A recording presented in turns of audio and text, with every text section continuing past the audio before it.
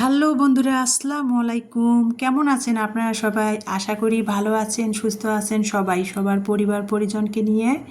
I হোক আলহামদুলিল্লাহ, আল্লাহর অশেষ রহমতে আমিও ভালো আছি। তো প্রতিদিনের মতো আমার নতুন দিনের নতুন আরেকটি ভিডিও নিয়ে হাজির হয়ে গেলাম আমার দৈনন্দিন জীবনের। আমি সারাদিনে কি করব না করব, আমার ভালো লাগাগুলো সেটাই আমার প্রিয় আপু ভাইয়াদের সাথে শেয়ার করব এবং আমার দর্শক বন্ধুদের সাথে। তো যাই হোক, যেটা বলতেছিলাম, এই যে এখানে কিন্তু আমি একটু ওই যে গতকালকে তো আমি বলেছিলাম যে ভর্তা করেছিলাম, যে রাতের বেলা একটু গরুর যে কোরবানির ভুঁড়ি বলে, কেউ বট বলে, ছিল ফ্রিজে রান্না করা। ইলমার জন্য 2 চামচ রান্না করা গরুর ভুঁড়ি রেখে দিয়েছিলাম। তো সেটা আর কি রাতের বেলা গতকালকে দুপুরে ভর্তা খাওয়া হয়েছিল, তো রাতের বেলা ভাজি করতেছিলাম। এটা আর কি রাতে, এখন বাজে রাত 8টা।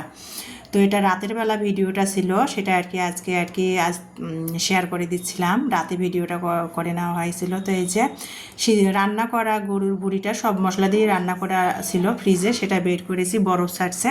তো সেটা আর কি আলু একটু ঠুমা ঠুমা করে 3-4টা আলু কেটে নিয়েছি, নিয়ে তারপরে যে মাংসের যে রেগুলার মশলাগুলো সেগুলো দিয়ে দিলাম, আস্ত গরম মশলা দিলাম, দিয়ে তারপরে এখানে কিন্তু আমি আস্ত 4-5টা রসুনের কোয়া দিলাম, দিয়ে মশলাটা কষিয়ে নিয়ে এই যে রান্না করা ভুঁড়িটা সেটা আমি দিয়ে দিলাম। দিয়ে ভুঁড়িটা ভালো করে গরুর ভুঁড়িটা কষিয়ে নিয়ে এই যে ঠুমা ঠুমা করে আলুগুলা কেটে রেখেছি সেগুলো কিন্তু আমি দিয়ে দিলাম। যেহেতু গরুর ভুঁড়িটা রান্না করাই ছিল, সেই জন্য আর মানে বেশি সিদ্ধ করার লাগলো না, সিদ্ধ করা রান্না করাই সব মশলা দিছিল। তো তারপরে একটু মশলার সাথে গরুর ভুঁড়িটা রান্না করা ভুঁড়িটা নেড়ে চেড়ে তারপরে এই যে ঠুমা ঠুমা করে আমি ছোটো ছোটো করে আলু যে কেটেছিলাম সেটা দিয়ে ভালো করে কষিয়ে নিচ্ছিলাম। তারপরে এদিকে আর কি ইলমার বাবা বাসায় এসে সন্ধ্যাবেলা রাত 9টার দিকে এসেছে। তো সেটাই আর কি রান্না তো করে ফেলছি, তো ভাবলাম যে আর কি ওইটা দিয়ে রাতের খাবার খাওয়া হবে, দুপুরের একটু ভর্তা আছে। তো এই যে রাত 9টার দিকে আসছে, এটা বাজে রাত 9টা গতকালকে। তো এই যে মানে বাংলাদেশ থেকে, ইলমার বাবা যেহেতু ফার্মেসিতে জব করে, বাংলাদেশ থেকে আর কি 3জন, ইলমার বাবা যেহেতু RHM রিজনাল ম্যানেজার, তো মানে বাংলাদেশ থেকে 3জন RHM আর কি গিফট পেয়েছে, ফার্স্ট হয়েছে আর কি, ভালো অ্যাচিভমেন্ট করেছে। তো এই যে আমাকে একটা শাড়ি আর কি গিফট দিয়েছে ওদের কনফারেন্সে। এই যে আমাকে একটা জামদানি শাড়ি গিফট দিয়েছে, আর যা শাড়ির কালারটা খুবই সুন্দর। মানে ভিডিওতে কতখানি রাতের ভিডিও কতখানি সুন্দর লাগতেছে তা জানি না, কিন্তু শাড়িটা আমার 2 মেয়ে তো খুবই পছন্দ করেছে। এই যে আমি আবার ইলমার গায়ে ধরাই আর কি একটু মানে সৌন্দর্যের জন্য বুজার স্বার্থে আর কি দেখাচ্ছিলাম। এই যে তো ইলমা উল্টা করে শাড়িটা ধরেছে, আঁচলটা নিচের দিকে নিয়েছে। তো যাই হোক, আমার 2 মেয়ে তো খুবই পছন্দ করেছে, যদিও আমি শাড়ি পরি না, শাড়ি পরা একটা বাড়তি পেয়ারা।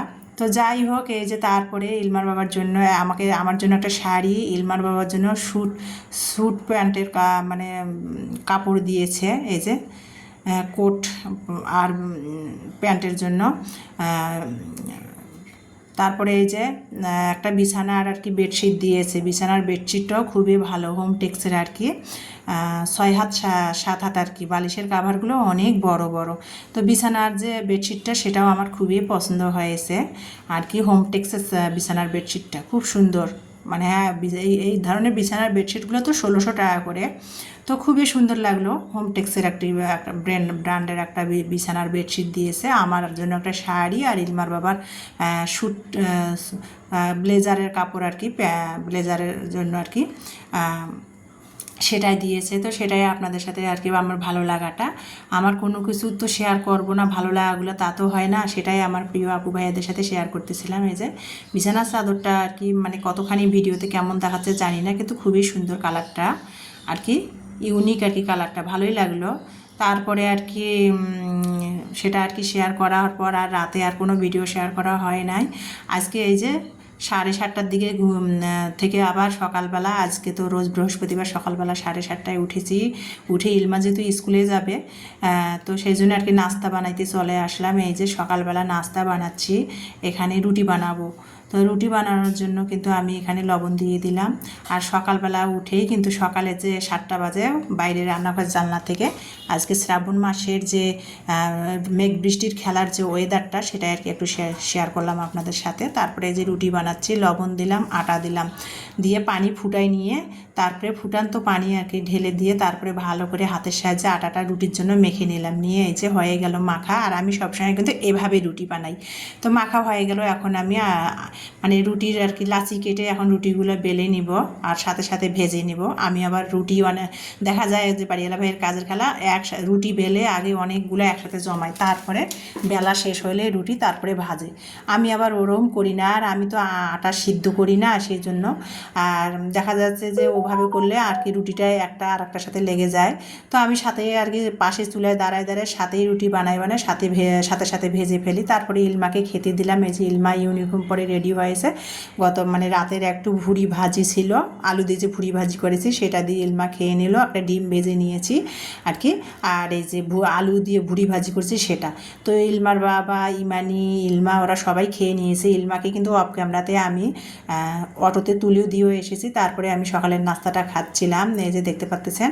আমি আবার ওই যে ডিম ভেজেছি না রুটি বানার পর ফ্রাই প্যানটাতে, তো তেল রয়ে গিয়েছিল ডিম ভাজার পর, মানে ফ্রাই প্যানটা। তা রুটি ভাজিতে রুটিটা তেল তেলা হয়ে গেছে, পরোটার মতো দেখাচ্ছিল, কিন্তু রুটিই বানিয়েছি আজকে সকালে। তারপরে আমার তো আবার চা লাভার, সকালে চা ছাড়া আমার সারাদিনটা সতেজ মনে হয় না। একটু চা লিকুইড দুধ দিয়ে একটু চাও বানিয়ে নিলাম।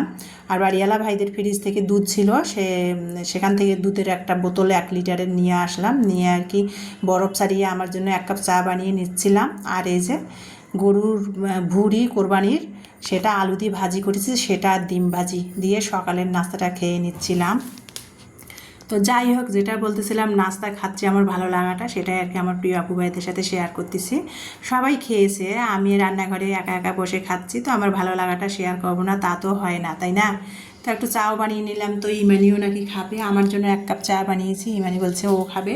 তো একটু বেশি হয়ে গেছে, তারপরে ইমানিকেও একটু সেঁকে দিলাম, দিয়ে তারপরে 2 মামে চা খাচ্ছিলাম আর কি। ও চায়ের কাপটা নিয়ে পড়ার টেবিলে চলে গেল, আর আমি রান্নাঘরেই বসে বসে চা খাচ্ছি। আর ইলমার বাবা আর কি, ও যেহেতু আসছে অফিসে আর কি,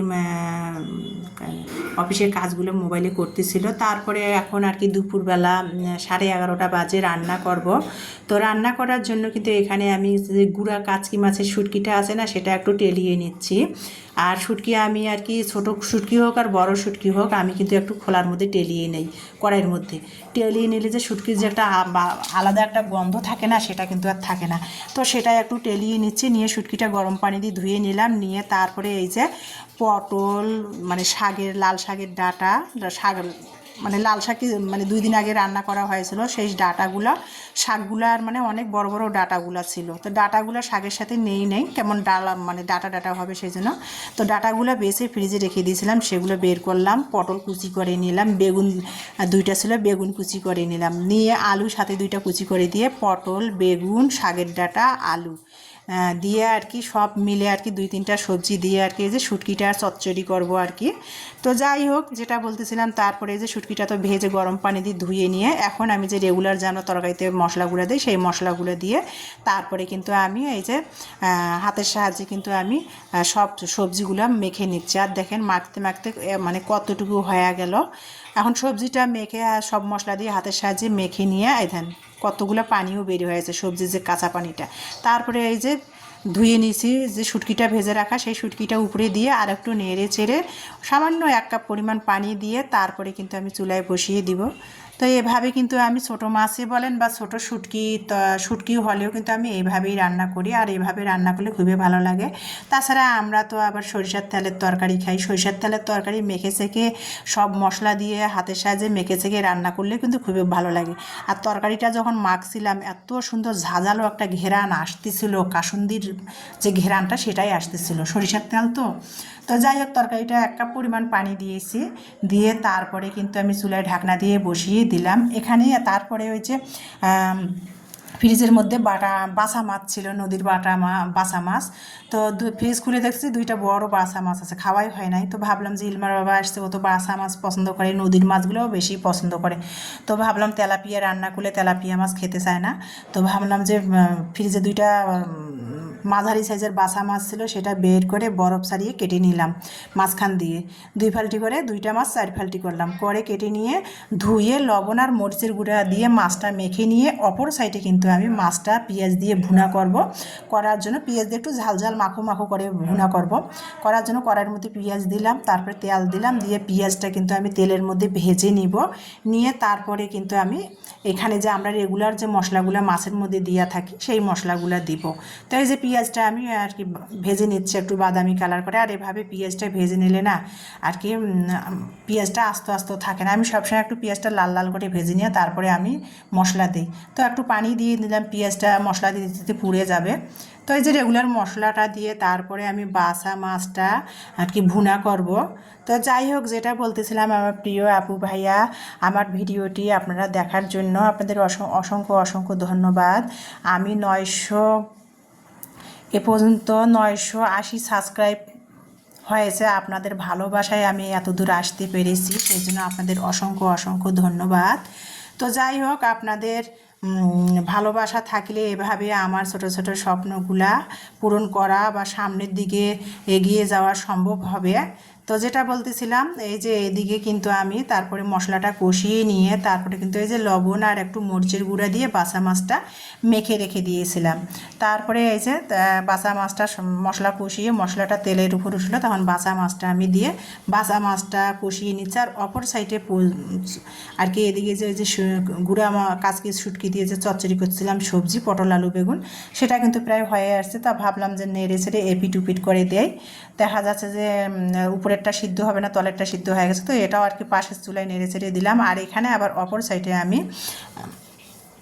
দুধ গরম করবো। যে সকালে বাড়িওয়ালা ভাইদের ফ্রিজ থেকে আর কি গরুর দুধ ছিল রাখা, সেটা নিয়ে আসছিলাম। তো দুধটার বরফ ছেড়ে গেছে, তো ভাবলাম দুধটা জাল করে নিয়ে আনি।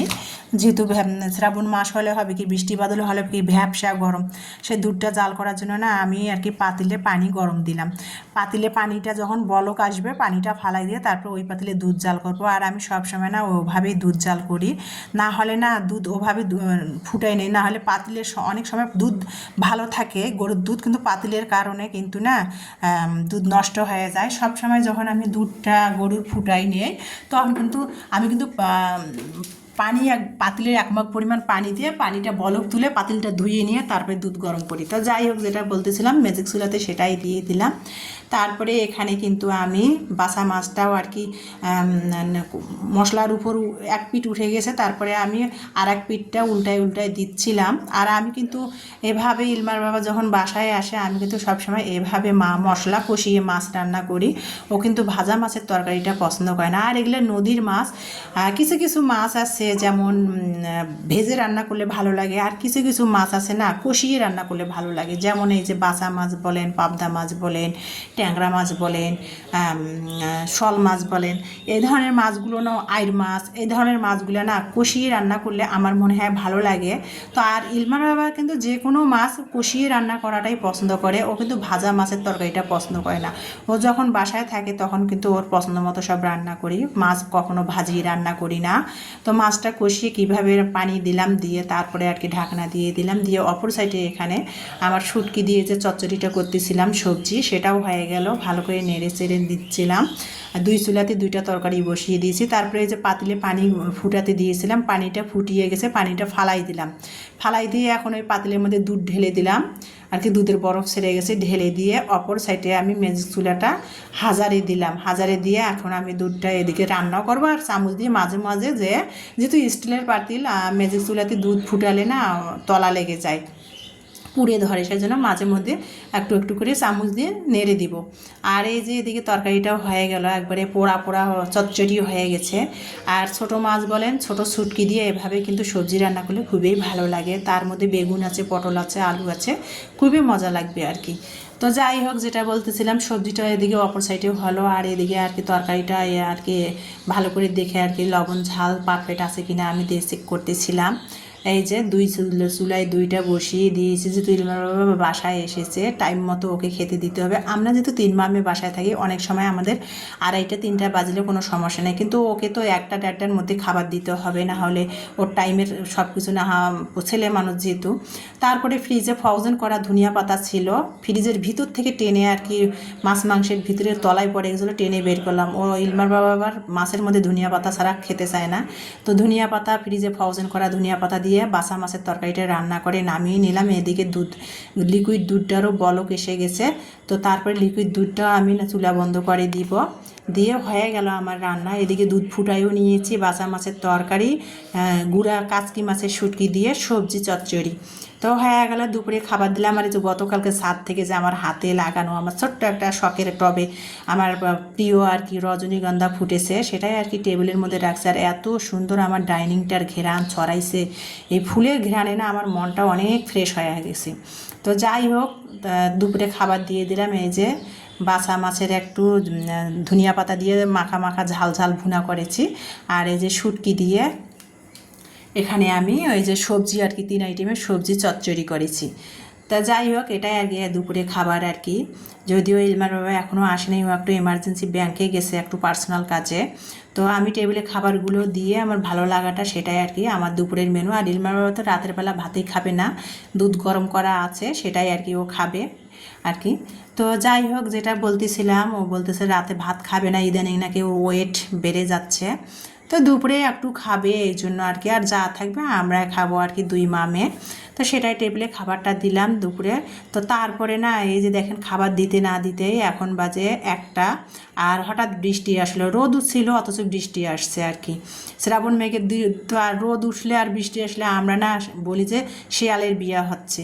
তারপরে এই যে আমার মেয়েরা এখন বিকালবেলা 4টা বাজে, আমার মেয়েরা একটু বিয়ার আর কি ইমানিন্না বান্ধবীর বোনের বিয়া, তো সেখানে আর কি গায়ে হলুদ আছে আজকে, তো যাচ্ছিল 2 মেয়ে রেডি হয়েছে। তো আমার ভালো লাগাটা সেটাই আমার প্রিয় আপু ভাইদের সাথে শেয়ার করে দিলাম, আর বললাম যে ভিডিও করে নিয়ে এসো আমার চ্যানেলে আর কি শেয়ার করবো নি তোমার আন্টি আঙ্কেলদের সামনে আর কি। তো যাই হোক, ভিডিওটা এই পর্যন্ত। আজকে আমার সারাদিনের ভালো লাগাগুলো আমার প্রিয় আপু ভাইদের সাথে শেয়ার করলাম। তো ভিডিওটি দেখার জন্য আপনাদের সবাইকে অসংখ্য অসংখ্য ধন্যবাদ। আমার নেক্সট ভিডিও দেখার সবাইকে আমন্ত্রণ জানাচ্ছি। সবাই ভালো থাকেন, সুস্থ থাকেন, আল্লাহ হাফেজ।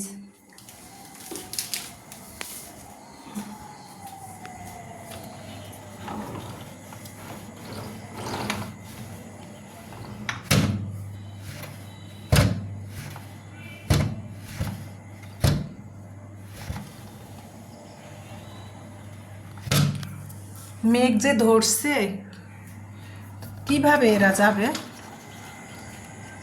না রে, ঝিরঝির করে বৃষ্টিও পড়তেছে, ঝিরঝির করে বৃষ্টি পড়তেছে, মেঘ আসছে, কিভাবে যাবা তোমরা? ছাতা নিয়ে যাও।